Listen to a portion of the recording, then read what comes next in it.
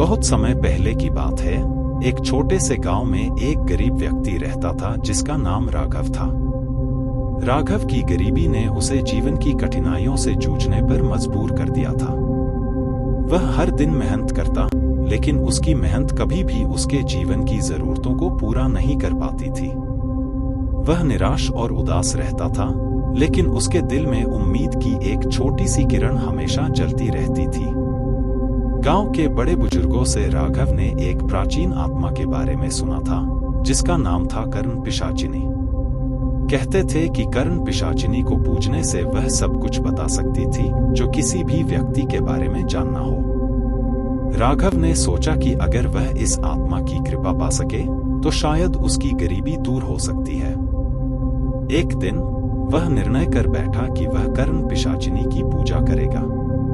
राघव ने अपने पास के जंगल में एक निर्जन स्थान पर जाकर एक छोटा सा मंदिर बनाया और वहीं पर कर्ण पिशाचिनी की प्रतिमा स्थापित की। हर रोज वह वहां जाकर प्रार्थना करने लगा, दिन रात उसी आत्मा के ध्यान में लीन रहता। कई दिनों की पूजा और आराधना के बाद एक अंधेरी रात को जब राघव अपनी प्रार्थना में मग्न था, तब अचानक एक ठंडी हवा का झोंका आया और मंदिर के अंदर एक प्रकाश का गोला चमकने लगा। राघव ने देखा कि कर्ण पिशाचिनी प्रकट हो गई थी। उसकी आंखें चमक रही थीं और उसकी उपस्थिति ने पूरे मंदिर को एक अद्वितीय आभा से भर दिया था। कर्ण पिशाचिनी ने कहा, राघव, तुमने सच्चे दिल से मेरी पूजा की है। मैं तुम्हारी प्रार्थना से प्रसन्न हूं और तुम्हें वरदान देती हूं कि तुम मुझसे किसी भी व्यक्ति के बारे में कुछ भी पूछ सकते हो और मैं तुम्हें सच सच बताऊंगी। राघव ने कृतज्ञता से सिर झुकाया और कर्ण पिशाचिनी का धन्यवाद किया। अब उसके पास एक शक्ति थी जो उसे हर मुश्किल से निकाल सकती थी। उसने सबसे पहले गांव के सबसे धनी व्यक्ति के बारे में जानने का सोचा। राघव ने कर्ण पिशाचिनी से पूछा, धनी सेठ रतनलाल के पास इतनी संपत्ति कैसे आई?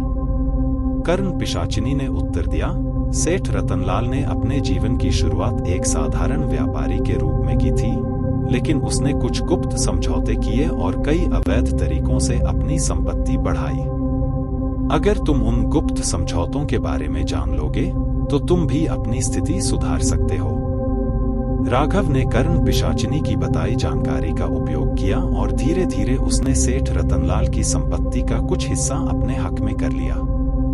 उसने अपने जीवन में बदलाव लाने के लिए वह सारी जानकारी इकट्ठा की जो कर्ण पिशाचिनी ने दी थी। कुछ ही महीनों में राघव की स्थिति बदल गई। वह अब गांव का एक प्रतिष्ठित और धनी व्यक्ति बन गया था। उसकी गरीबी और दुख के दिन अब पीछे छूट गए थे। लेकिन राघव कभी भी अपनी सफलता को अपने अकेले के लिए नहीं रखा।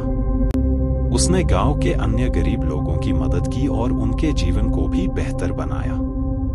समय के साथ राघव ने यह समझा कि सच्ची सफलता और खुशी दूसरों की मदद करने में है।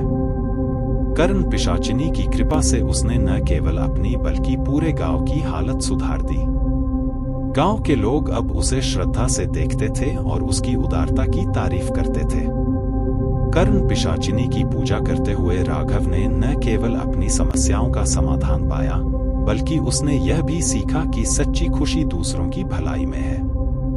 उसकी कहानी अब गांव में प्रेरणा का स्रोत बन गई थी और लोग कर्ण पिशाचिनी की शक्ति और राघव के साहस की कहानियां सुनाते नहीं थकते थे।